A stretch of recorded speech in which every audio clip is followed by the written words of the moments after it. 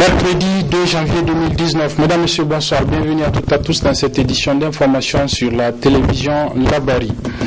À l'occasion du nouvel an, le chef de l'État Issoufou Mahamadou, vous le savez, s'est adressé à la nation, un message à la nation qui a suscité la réaction des acteurs de la société civile, notamment sur les points qu'il a évoqués relatifs au financement des projets des jeunes entrepreneurs et celui relatif à l'insécurité dans notre pays.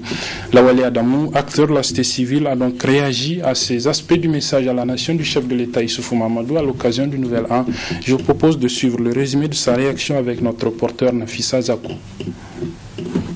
Le financement des projets des jeunes entrepreneurs ainsi que l'insécurité au plan national, c'est entre autres les points abordés par le président de la République Issoufou Mahamadou dans son message à la nation à l'occasion du nouvel an 2019. Relativement au premier point, des centaines de millions ont été injectés pour soutenir l'entrepreneuriat des jeunes, une question qui ne laisse pas indifférente la société civile nigérienne. Par rapport au sujet de ces lauréats-là, dont le président de la République a annoncé la somme de plus de 600 millions qui a été allouée à ces jeunes entrepreneurs et que nous, selon nos négociations, vraiment ces jeunes n'ont pas perçu cet argent.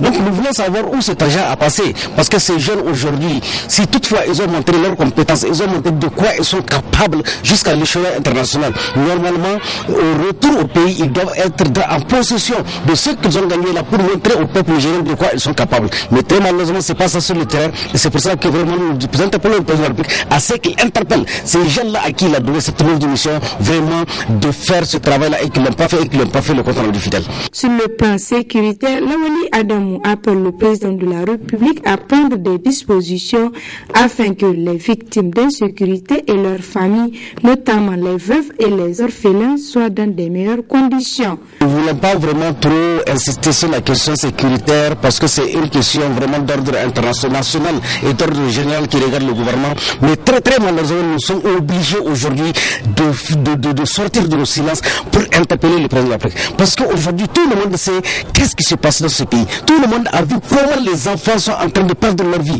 comment nous avons des orphelins, comment nous avons des veuves. Aujourd'hui sont nombreuses des veuves qui pleurent, mais aujourd'hui sont nombreux des orphelins qui pleurent, ils ont perdu leurs parents sur le terrain de combat et ces gens-là ne sont pas pris en charge, même la santé ils ne sont pas pris en charge, les ordonnances ne sont pas pris en charge, et pourtant chaque fois on nous dit qu'il y a des sommes allouées au ministère de la Défense, et quelles ce sommes-là, à qui, où sont-elles orientées? Même si ces sommes-là sont orientées dans l'achat des armements, dans l'achat des tenues, dans l'achat de matériaux officiers, je pense qu'une partie de cette somme-là doit être réorientée vers la prise en charge de ces orphelins, de ces veuves, et puis leur éducation, leur santé. Mais très malheureusement aujourd'hui, je vous dis, nous sommes vraiment très soucieux et nous sommes conscients de ce qui se passe aujourd'hui par rapport à cette question et de la prise en charge de ces veuves et de ces orphelins-là. Vraiment, nous interpellons le président de la République de remettre un regard sur cette situation-là.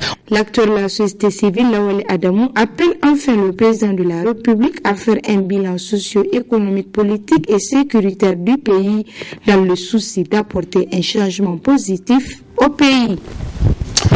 Et puis, vous l'avez suivi hier sur nos antennes, l'avocat du docteur Halidou Yakouba, enseignant philosophe à l'université Abdou-Mouni Diofo de Niamey, a réagi sur la situation de son client placé sous mandat de dépôt depuis le 24 décembre 2018 à la prison civile de Niamey. Maître Yaye Moukela s'est notamment insurgé contre l'attitude du parquet qui poursuit son client quant au choix de la procédure de poursuite. Là, le parquet a en effet choisi de le poursuivre sur la procédure de l'information plutôt que celle du flagrant délit. Je propose de revenir sur l'extrait que nous avons diffusé hier de l'entretien que nous a accordé Maître Yaye Moukela. Tout comme les citoyens lambda non plus, moi en tant que professeur je ne comprends pas pour des mêmes faits qu'il y a un traitement différencié et une façon de pouvoir dire pour telle personne nous allons choisir telle procédure, pour telle autre nous allons choisir telle. Pour des personnes dont je ne citerai pas les noms ici, il y avait eu des plaintes formelles jusqu'à aujourd'hui.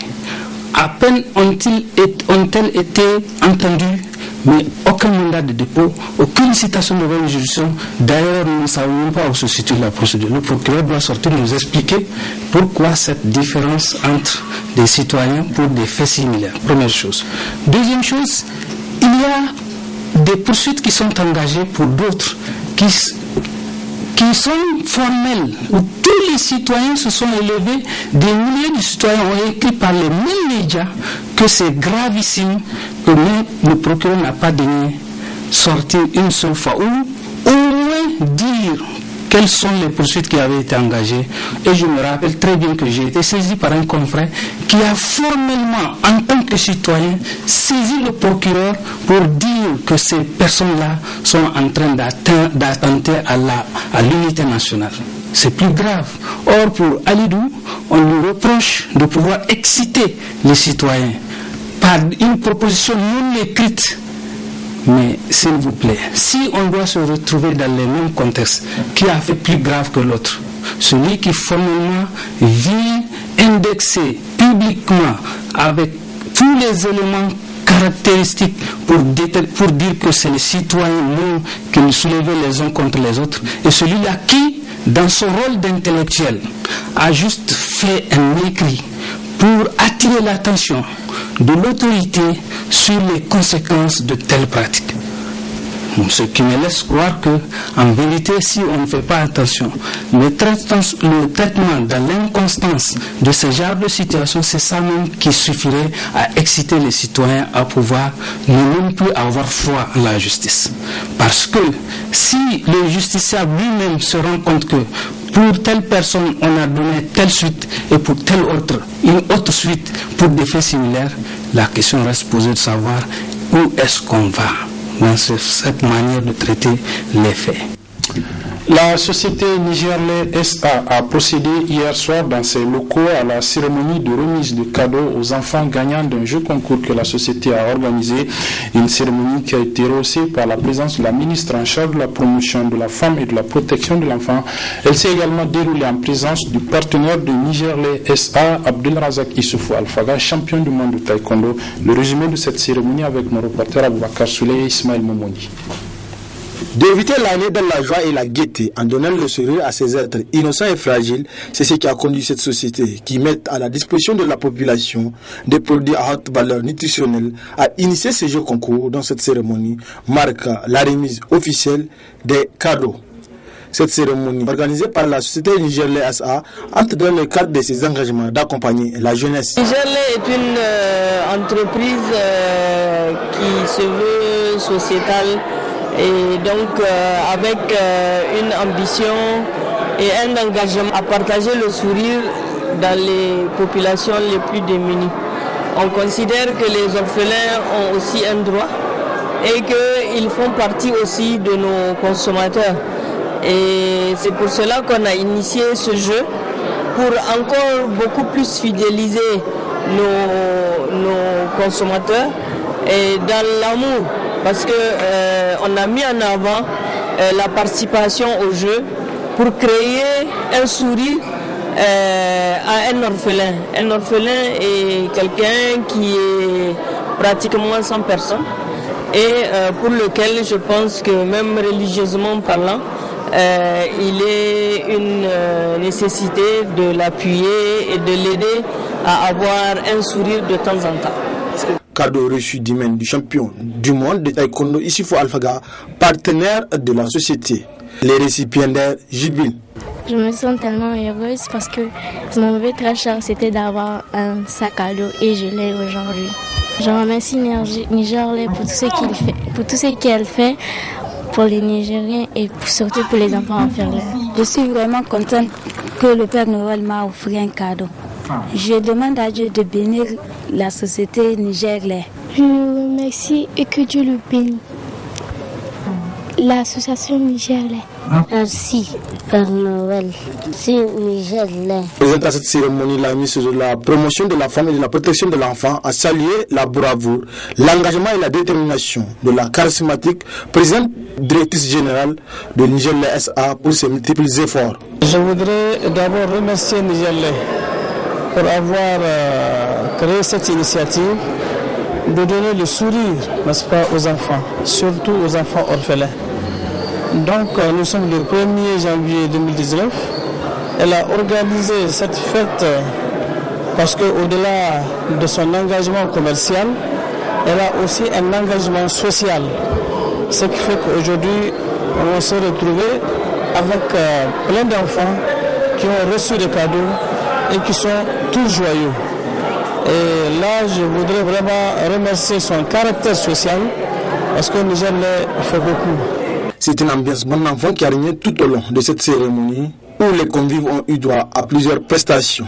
Et pour immortaliser cet événement, une photo de famille a été prise pour la circonstance. La communauté économique des États de l'Afrique de l'Ouest, la CEDEAO, vous le savez peut-être déjà, est dans un processus de création d'une monnaie unique au sein de cet espace communautaire à l'horizon 2020. Le processus de la création de cette monnaie unique est très bien avancé. Le point a été récemment fait lors du sommet des chefs d'État de l'espace CEDEAO qui s'est tenu donc à Abuja au Nigeria. Cette avancée du processus de la création de la monnaie unique au sein de l'espace CEDEAO est saluée notamment par les panafricanistes qui s'opposent entre autres au franc CFA, le franc CFA. Je propose à cet effet de suivre la réaction de quelques panafricanistes, mais aussi des économistes relativement à cette situation dans ce reportage signé Aboubakar Souley et Ismaël Oumouni. Mettre fin au franc CFA, c'est pour bientôt. Ainsi, on a décidé, les chefs de l'État de l'espace CEDEAO, lors d'une conclave tenue le 22 décembre à Abuja au Nigeria.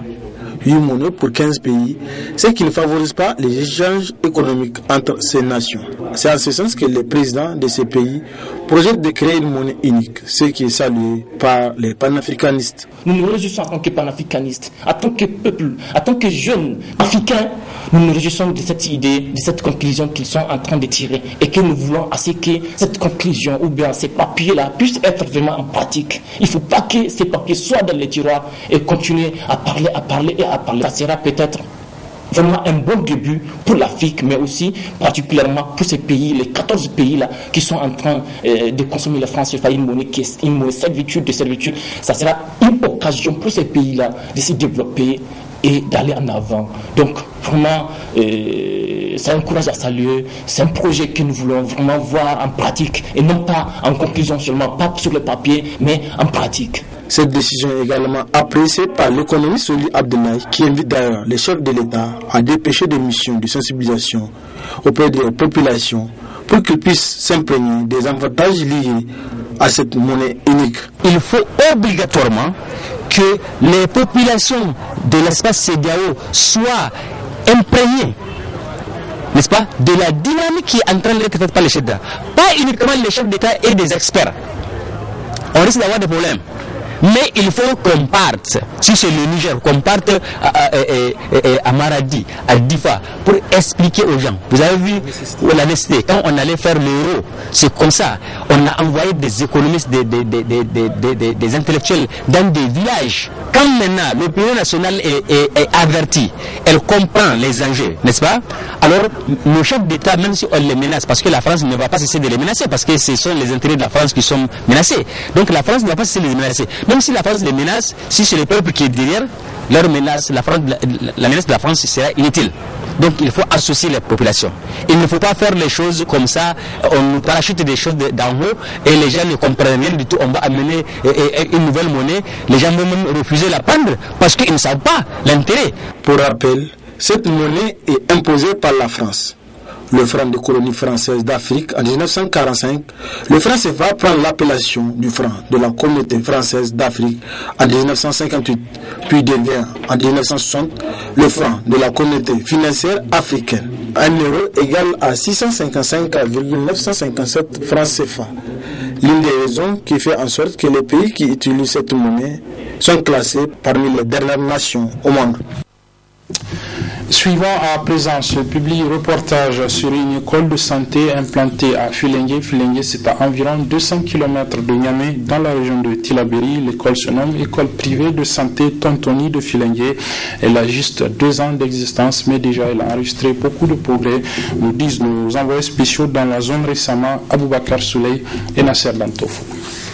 C'est pour répondre aux exigences du moment, pour ce qui est du besoin sans cesse croissant des professionnels dans le domaine de la santé, mais aussi venir en aide aux jeunes, en les soutenant à accomplir leur rêve d'être des professionnels de santé de qualité que l'école privée de santé Tontoni et PST de Filengue a vu le jour.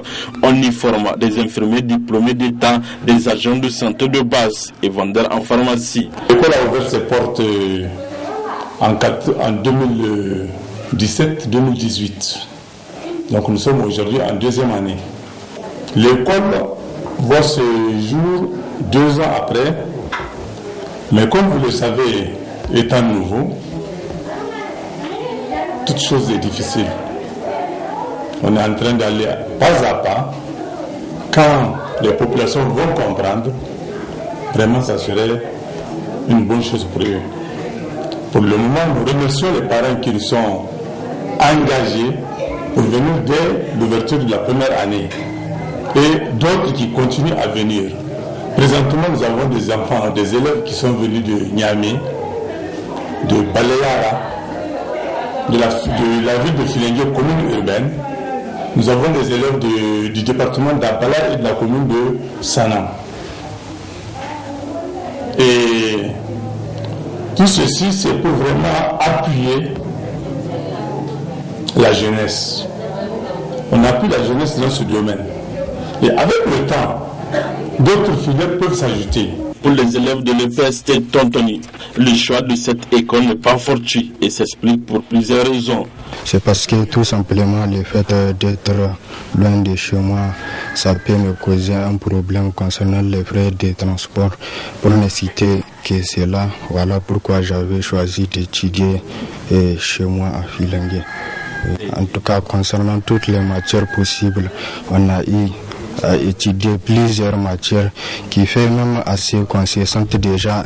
Infirmier, bien qu'on ne l'ait pas d'abord. Satisfaite quand on nous donne des enseignements de qualité et on apprend beaucoup de choses aussi ici. On a des professeurs de qualité aussi. Quand on enseigne beaucoup de choses et on apprend aussi. On enseigne des techniques de soins de base, endocrinologie et microbiologie aussi on a fait. On a fait aussi obstétricale, anatomie obstétricale et anatomie physiologique aussi. J'ai choisi l'école EPST Tontoni parce que ici, c'est j'habite ici. Ça va aussi m'aider à économiser l'argent des taxis, de faire des va-et-vient et d'arriver aussi en retard à l'école. Voilà la raison pour laquelle j'ai choisi vraiment de rester ici et d'étudier. Je suis satisfaite de la formation qu'on nous donne ici. On reçoit les mêmes formations que ceux qui sont à Niamey. Et aussi les professeurs sont expérimentés. En tout cas, ils nous donnent de leur mieux. Un ouf de soulagement pour la population du département de Filengue à l'annonce de la création de cette école et en salue l'initiative. On ne peut que louer cette initiative parce qu'elle est la bienvenue à Filengue. C'est quelque chose qu'on attendait depuis longtemps, mais l'opportunité est là. Vraiment, nous saluons le promoteur de cette école-là parce que c'est un souffle de soulagement pour nous. Dans le temps, même si on voulait inscrire nos enfants dans les écoles de santé, ce n'était pas possible. On ne peut pas les amener à Niamey, problème d'hébergement, problème d'entretien, tout ça. C'est un souffle de soulagement que nous avons à Filengue. Les gens sont en train d'inscrire en masse. Ils sont en train d'inscrire les enfants. C'est une opportunité qui s'est offerte à nous. C'est la première école de santé privée qui a été installée à Filengue et nous en sommes fiers. Nous sommes en tout cas contents du fondateur parce qu'il a eu une bonne initiative compte tenu de nos enfants qui vont à Niamey. Et là, ils ont un problème de tuteur, ce qui réduit en tout cas la capacité et de l'efficacité des enfants. Pour les autorités de cette localité, la création d'une telle école est un grand pas dans le développement et l'amélioration de la couverture sanitaire de Filengue et au-delà même du Niger. Je pense que ça là c'est une initiative tant attendue quoi. Parce que vous avez vu quoi. Avant, nos enfants partaient à Niamey ou quelque part quoi pour étudier quoi. Mais Dieu a fait que nous avons eu de bonnes volontés quoi. Donc qui ont créé une école quoi, de proximité quoi. Je pense que ça là c'est très important quoi. C'est l'occasion en tout cas de remercier ces bonnes volontés qui ont eu l'initiative de créer cette école. C'est bénéfique pour nos enfants, même pas pour nos enfants, pour le Niger. Parce que c'est une école, je pense que dans l'avenir, il y aura des gens de différents qui vont venir quoi. Il y aura des gens en tout cas de toutes les contrées du Niger quoi. Je pense que ça c'est un plus quoi. Et vraiment c'est une initiative à saluer quoi. Parce que la politique de président de la République du Niger quoi. Vous savez c'est l'émergence de la jeunesse quoi. avec une formation de qualité dans un cadre approprié. Le PST Tontoni est une référence et bientôt le PST Tontoni envisage la construction sur un site de 2100 mètres carrés de dortoirs, comme quoi l'école privée de santé Tontoni de Filengue est une référence dans le domaine de la formation en santé au Niger. Voilà, et pour refermer ce journal, nous vous proposons un dossier de rétro-actualité de l'année 2018 qui vient de s'achever. Le dossier est consacré notamment aux mouvements sociaux de l'année 2018, marqué essentiellement, comme vous le savez, par les manifestations de protestation contre les mesures fiscales antisociales contenues dans la loi des finances 2018. Les manifestations qui ont été organisées, vous le savez, par les organisations de la société civile réunies au sein du cadre de concertation et d'action citoyenne. Le dossier est signé Adam Soumana. Très bonne réception et bonne suite de nos programmes. Il y a des événements qui marquent la vie d'un peuple, celle d'une nation. L'année 2018 en a connu les siens à travers les journées d'action citoyenne pour lutter contre l'application de la loi des finances de la dite année, jugée antisociale par les organisateurs de ces manifestations. Des manifestations qui ont vu l'interpellation et l'incarcération de plusieurs acteurs de la société civile nigérienne, membres du cadre de concertation et d'action citoyenne. On peut dire que nous tirons vraiment un bilan globalement positif.